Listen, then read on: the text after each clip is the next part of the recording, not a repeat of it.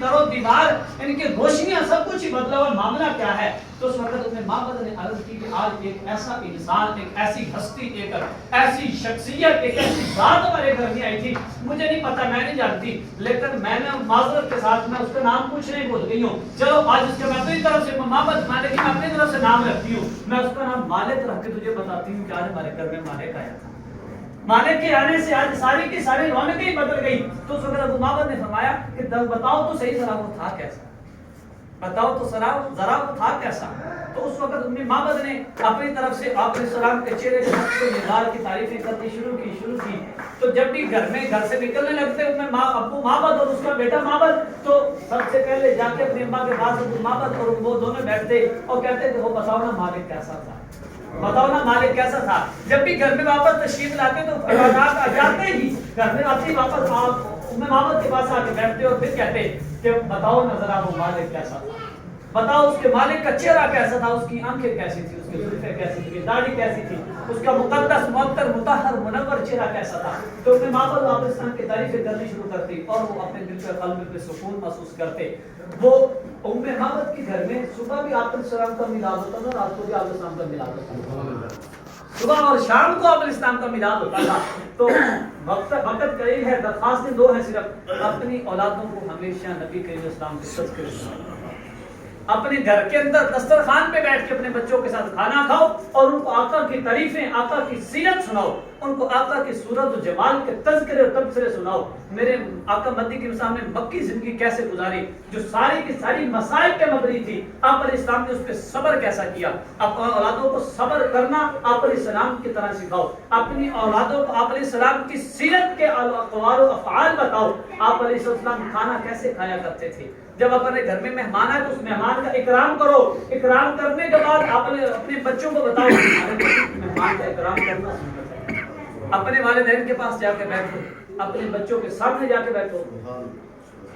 میں ایک بزرگ کا واقعہ سناتا ہوں جن کی بچپن سے لے کر بڑھاپے تک ایک ہی عمل رہا۔ وہ کیا؟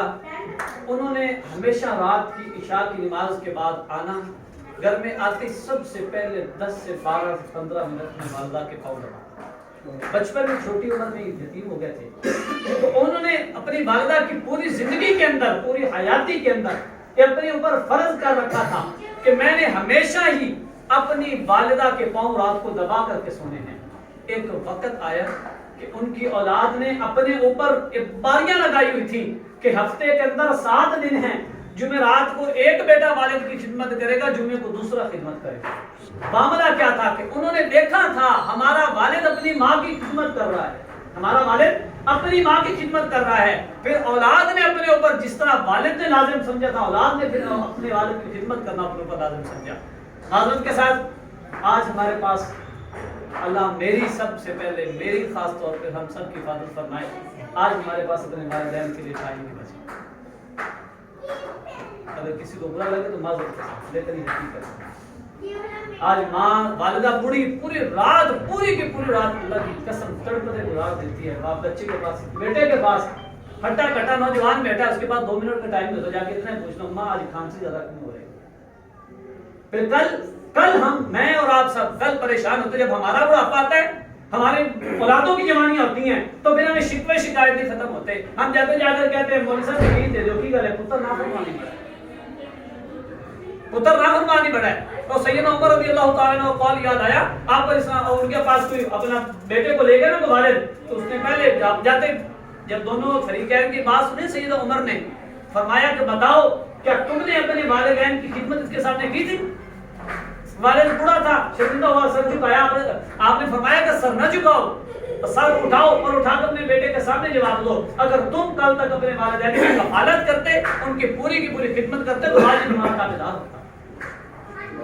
آخر دوسری بات جو ہے وہ عرض یہ ہے کہ کوشش کریں اپنی اولادوں کو دنیا کے ساتھ ساتھ دین بھی سکھائیں، دنیا کے ساتھ ساتھ دین بھی سکھائیں۔ جیسے ہم کھانے کے ساتھ پانی لازم سمجھتے ہیں نا، اگر کھانے کے ساتھ پانی نہ ہو تو کھانا بے لذت لگتا ہے، اس کا سکون ہمیں پورا محسوس نہیں ہوتا، اس سے پیٹ ہمارا پورا نہیں بھرتا، اس سے ہمیں گیس وغیرہ محسوس ہوتا ہے پانی کھانے کا اگر استعمال نہ ہو۔ اسی طرح جس طرح یہ چیزیں لازم ہے ہماری زندگی کے لیے، دنیا کے ساتھ ہماری دین بھی لازم ہے۔ جیسے سیدنا عمر بن عبدالعزیز رحمۃ اللہ علیہ جب وصال وقت قریب آئے نا ان کے پاس دوست احباب تشریف لائے اور آ کر کے عرض کیا کہ آپ نے تو اپنی اولاد کے لیے پیچھے کچھ بھی نہ چھوڑا. آج اپنے آپ کے گھر میں پورا چکر لگایا, آپ کا ایک گھوڑا بنا ہوا ہے, ایک اس کی زین پڑی ہے, ایک لوٹا پڑا ہے, ایک مصلی ہے, اور گھر میں ہے کچھ نہیں, نہ کہیں درہم کو نظر آ رہا ہے, نہ کوئی دینار نظر آ رہا ہے. تو اس وقت نے جواب دیا کہ میں اپنی اولاد کو دو چیزیں سکھا کے جا رہا ہوں. سب سے پہلے جو چیز سکھائی وہ توکل علی اللہ, اللہ پہ توکل کرنا سکھا کے جا رہا ہوں. دوسری چیز جو میں نے اپنی اولاد کو سکھائی ہے وہ اللہ کا قرآن دے کے جا رہا ہوں. پھر وقت آیا, چشم فلک کی آنکھوں نے نظارہ یہ دیکھا, وقت آیا کہ حاتم طائی کی اولاد جس وقت کا سب سے غنی انسان اسلام کے دور سے پہلے کا تھا, اس کے نسل نے غنات اور سخاوت کو اختیار کیا.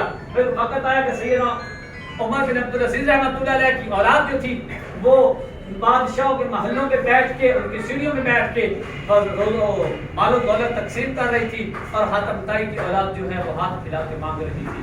اللہ سے دعا ہے جو کام سنا اس کو توفیق عطا فرمائے.